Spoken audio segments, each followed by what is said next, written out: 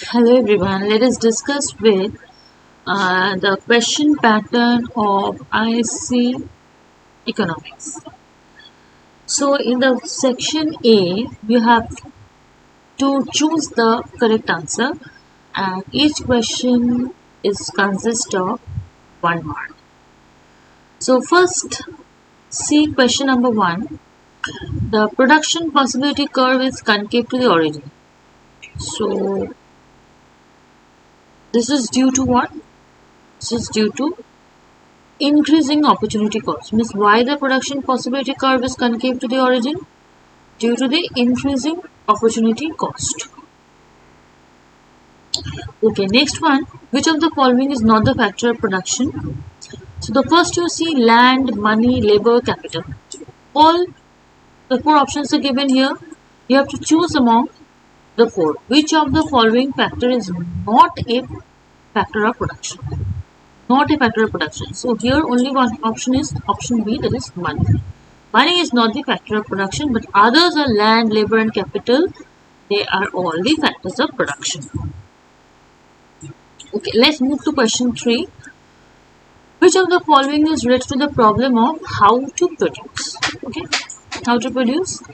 So first option is given as the choice of technique, the factor distribution of income, the choice of problem, and none of this. So which of the following is related to the problem of how to produce?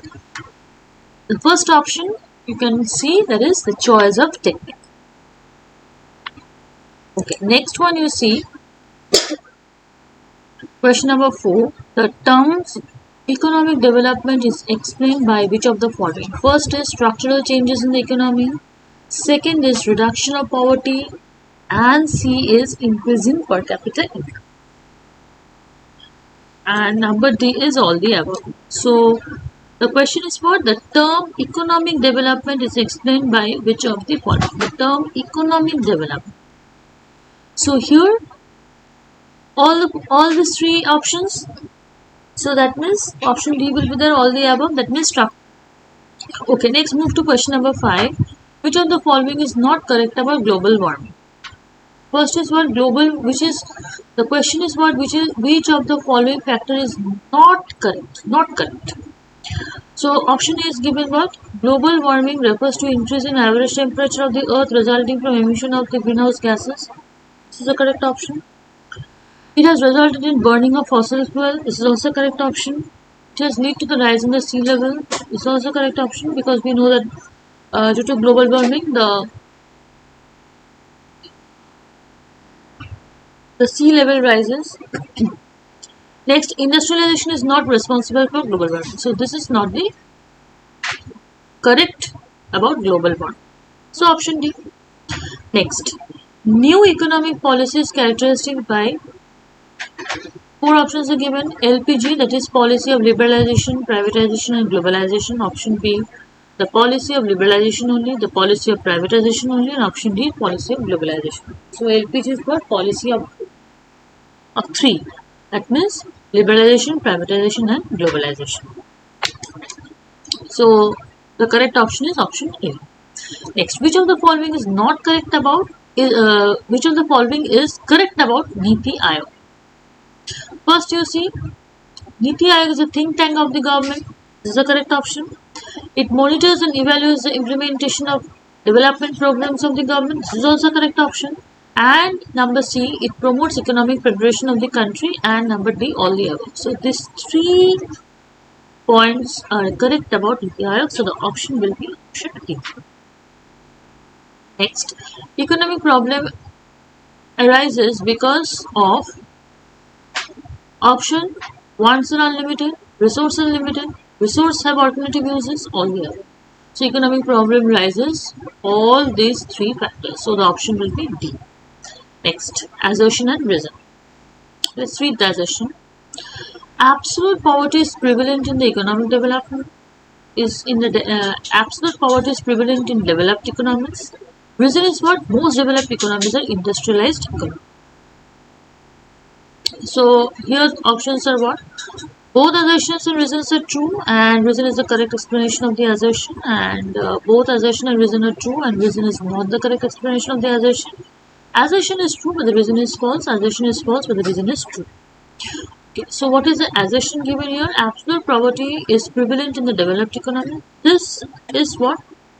This is the assertion, which is false, but the reason most of the developed economies are industrialized economies. This is true.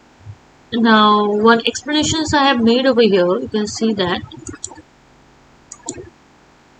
absolute poverty is not typically prevalent in developed industrial economy. The assertion might confuse relative poverty with absolute poverty. While the developed economies have faced challenges like income inequality, unemployment and cost of living pressures, and generally have a high standard of living and more robust social welfare system compared to the less developed countries. So industrialization tends to decrease in absolute poverty rather than increase, but may contribute to the relative poverty through unequal distribution of wealth. So this is the explanation given why the assertion is false and the reason is true. Okay, next take two features of Samuelson's definition of economics. So two features. First is the emphasis on economic problem. So we have to write the two features. So I have written here 1, 2, 3, 4, 5 and 6 features I have written. So out of the 6 features, any two you can write. So let us see.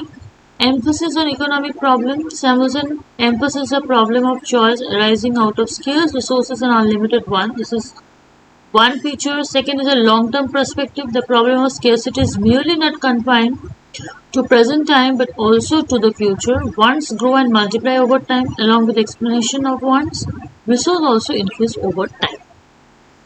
Next is dynamic approach.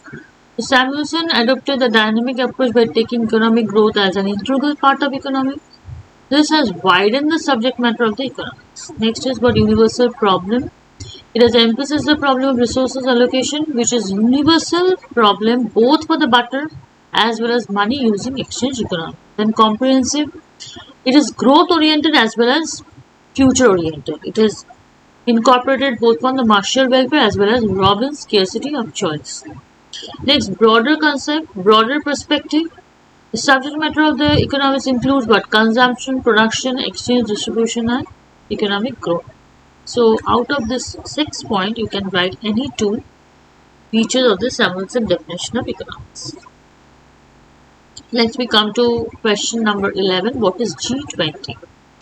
G20 is what? G20 is a group of 20 comprises of 19 sovereign countries, the European Union and the African Union. It works to address the major issues related to the global economy such as international stability, climate change, mitigation and sustainable development. So this is G20. Next is question number 12. What do you mean by vicious circle of poverty? So what is that vicious circle? See, vicious circular poverty implies a circular constellation of forces tending to act and react in such a way to keep the poor country in the state of poverty. So this is just a circular constellation. You can never come out of this constellation and that's why it's called the vicious circular poverty. Next is what define inflation. What is inflation? It is generally defined as a process of persistence and appreciable rise in a general price level. You have to write this. Process of persistence and appreciable rise in the general price level. Okay, this is inflation. So each and every point is very much important. Each and every word. You have to focus on each and every word. What is mixed economy? Mixed economy is what? It combines both the elements of capitalist as well as socialist economy. So it is characterized by what? It is a coexistence of both the public as well as on the private sector. So here also see each and every point is very much clear and you have to focus on this point. Next, define absolute poverty. When a section of the society is unable to get basic necessities of life and therefore unable to have a minimum standard of living. So this is called the absolute poverty. Next, how you define price. How you are going to define price. The price of the commodity is a unit of the amount of money that has to be given to get this commodity. The price of the good or services expressed in monetary units is called the absolute price of the money price. So this is how you are going to define price. Next we move on to the section B. Here each question consists of 2 marks. So question 2 has A and B part, so each question is of 2 marks. What do you mean by utility? So utility means what? It's a one satisfying power of a commodity. The next question number B, you see scarcity is the root cause of economic problem. You have to explain the point. Okay, see, people want to consume more than the economy can produce. The scarcity states the goods are scarce because there are not enough resources to produce all the goods and services they want to consume. As we all know, the resources are limited and the wants are unlimited. Scarcity means people have to make a choice to give up one thing and to get another thing. So both you cannot get. You have to get one thing, you have to give up other thing. So scarcity occurs among the poor as well as among the rich.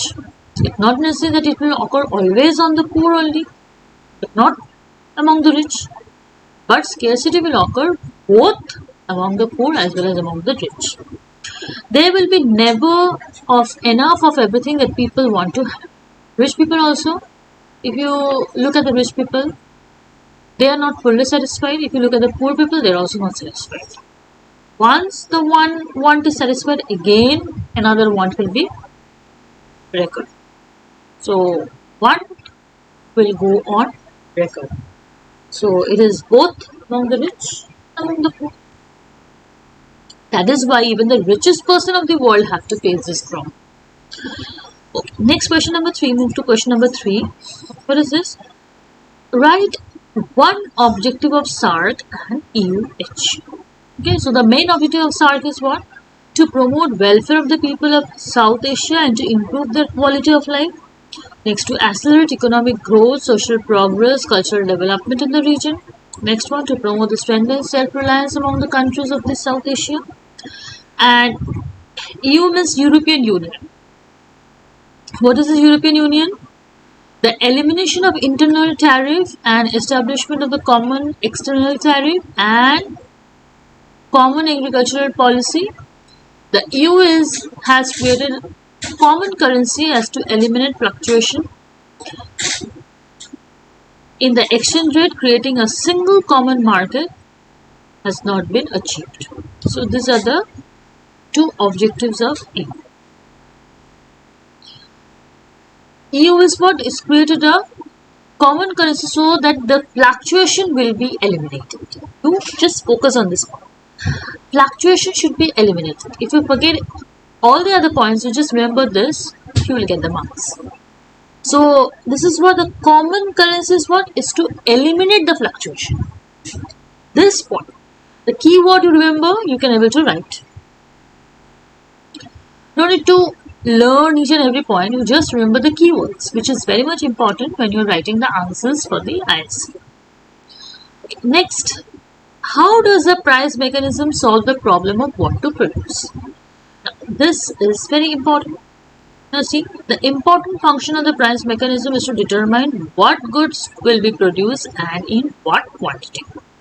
In a capitalist economy, there are a large number of producers. Demand of the consumer is to decide what is to be produced, and producer will produce those goods which are demanded by the consumer. Okay, producer will produce those goods which the consumer wants. If the consumer don't have any demand, the producer will not produce. So the producer have to be focused on what the consumer want. So the producer will produce those type of goods only. The consumer is a king in the capitalist economy. That is why the consumer is considered as a king. Now, the basic objectives of the producer is to earn maximum profit. The producer will produce those goods which yield higher profit. This is definite. What is the main aim of the producer? To earn profit. The higher the demand, the higher will be the price and the amount of profit. Whereas, decrease in the demand for the particular commodity will bring down the price and as well as the profit. So, this produce will allocate and reallocate the resources depending upon the demand of the consumer. That is why the consumer is a king in the capitalist economy. So, this is the price mechanism to solve the problem of what to produce. Next, State 4 shortcomings of price mechanism. Now again, you have to explain the 4 shortcomings of price mechanism. Now, one thing I'll tell you that if you're writing only this heading, that won't be enough. You have to write the explanation also. You have to explain this point, which is very much important. If you only write the heading, you will not get the full marks. So, in order to get the full marks, you have to write the heading and as well as you have to explain the whole points. Let's see, decline of competition. Under this heading, what you have to write? See, price mechanism requires existence of perfect competition. Under the perfect competition, price is the lowest, output is the highest. So, in the real world, perfect competition rarely exists. Monopolist and oligopolistic tendency have developed due to rise in the mass production, growth of the market, introduction of new techniques of production. The monopolists eliminate lead to high prices, lower output and misallocation of resources. Next is what consumer sovereignty is a myth. That is what a price mechanism give a dominant role to the consumer. Consumer is said to be the king in the free market economy, as we have already explained the points in the previous question. Big businessmen are able to influence and manipulate the want of the consumer through huge expenditure on advertisement, propaganda, salesmanship. Definitely. So the product, that is why it is called the self-promotions. While goods are still produced to satisfy the wants of the consumer, these wants themselves influence the producer. Next is what? Individual may not be the best judge. Here what? The price mechanism presumes that each individual is the best judge of his own interests, but consumer choices may not be the best for him. His choices are what? Influenced by impulses, prejudice, ignorance, self-promotion. Similarly, individuals are not able to get the job for which they are suitable. Next is what? Social welfare may be maximized. What is it? In a free enterprise economy, production is done in accordance with the people's ability to pay rather than the needs and desire. So, more of the luxurious goods are produced for the rich people who have the ability to pay for such goods. The necessities are not produced inadequate because they have lower ability to pay. Hence, resources are misdirected to production of luxuries rather than necessities. So, here what you are telling, see here, as because the luxury items are generally demanded by the rich people. So, why? Because the rich people ability to pay is much more. So here they can gain more profit. If they produce necessity good, they are demanded by and producing necessity goods and necessity goods are not producing adequate. Why? Because they have the lower ability to pay. So here the profit will be minimized. So that is why the resources are misdirected and the production of the luxury goods are much more than the necessities. Then one, economic instability. This is a serious shortcomings of price mechanism which has tend to create economic instability. Both booms and depressions are bad for the economy. A period of boom gives rise to inflation. Depression may cause huge unemployment. Price mechanism give rise to fluctuation in income of and employment. Okay, so this is economic instability. So this is also a very serious shortcomings of price mechanism that which has tend to create economic instability. Here the instability is what? Being booms and depressions are very much bad for the economy. A boom gives rise to the inflation and depression will cause unemployment. So price mechanism give rise to this fluctuation in what? Income, output, prices, employment. Okay, next question we see, question number 5. Give 2 reasons for growing concern about sustainable development in recent years. So what are the growing concerns you see? Economic development and overall quality of life depends upon the natural resources and quality of environment. Quality of air, water, land are the common heritage for all the generation. When an increase in income is brought about through depletion of natural resources and through environmental degradation by the present generation, under this situation, the quality of life is bound to be low for the future generation. Next is what? Sustainable development is important for improving the quality of life of the present generation as well as for the future generation. The quality of life depends upon healthy and long life, balanced diet, safe drinking water, better sanitization, hygienic environment. So the need for preventing the degradation of the environment can affect the goal of the environment of the present generation. Okay, like to merits of the capitalist economy. The next question we move on. Spirit of the enterprise. Spirit of the enterprise is what? See, each and every point we have to explain. The desire to earn more profit encourages the individual to take more risk, and the producers are motivated to bring improvements in the production activities in order to earn more profit. And next point is what? Efficient use of resources. So the efficient individuals are rewarded. Producers are under the constant pressure to maximize efficiency and keep the cost to the minimum, earn more profit. Workers can also work efficiently to earn higher incomes. Next is what do you mean by opportunity cost? Opportunity cost is what?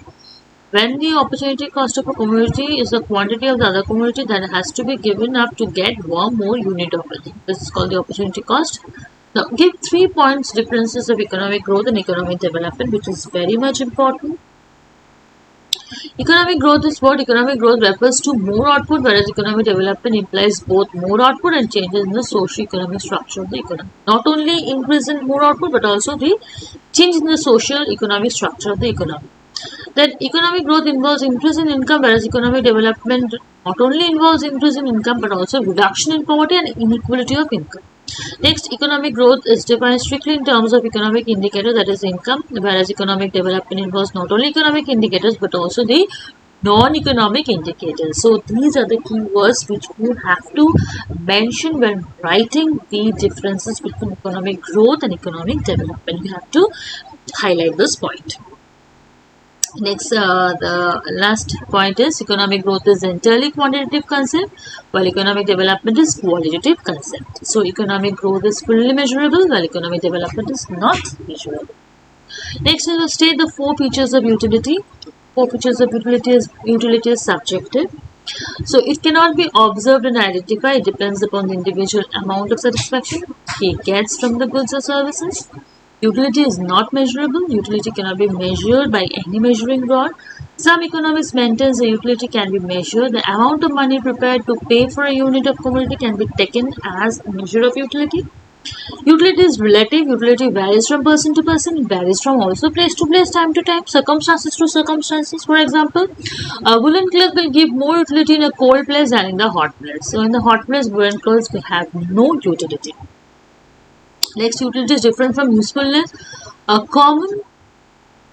commodity can possess utility even it is not useful. For example, liquor has harmful effects, but liquor has utility as long as it satisfies the want of a drink.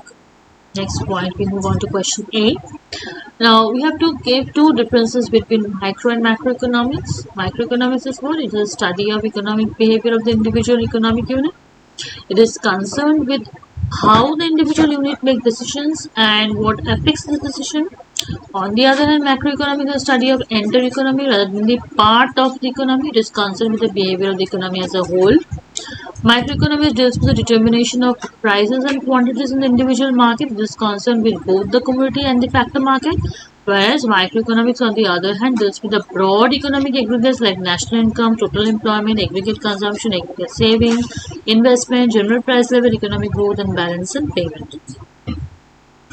Next is what? Price is a basic parameter of the macroeconomy, whereas income is a basic parameter of macroeconomics. In macroeconomics, subject units like household and producers take economic decisions on the basis of the prices. On the other hand, in economic decisions relating to aggregate consumption, aggregate investment is taken on the basis of national income.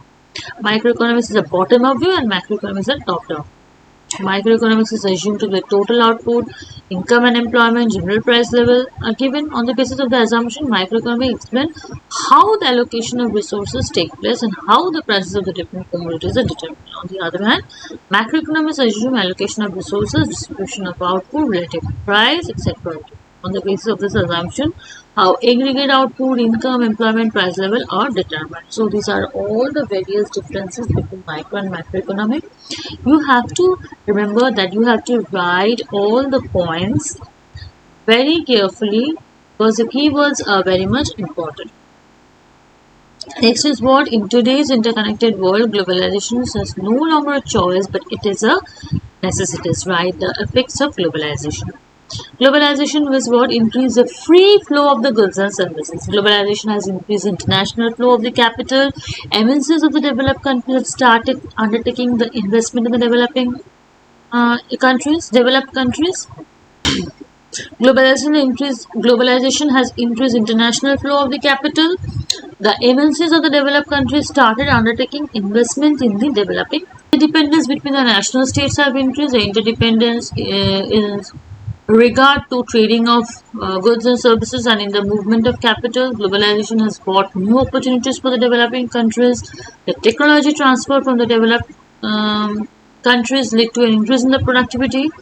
Then globalization has emerged worldwide product market. This has increased goods available to the producers and consumers. The communication between the people to different countries have increased. This has made the world appear very small. Globalization has increased economic prosperity and opportunity. Globalization has brought the people of different culture together. So in the next class we are going to discuss section C. So those who haven't subscribed to the channel, please subscribe it, and thanks for watching the video.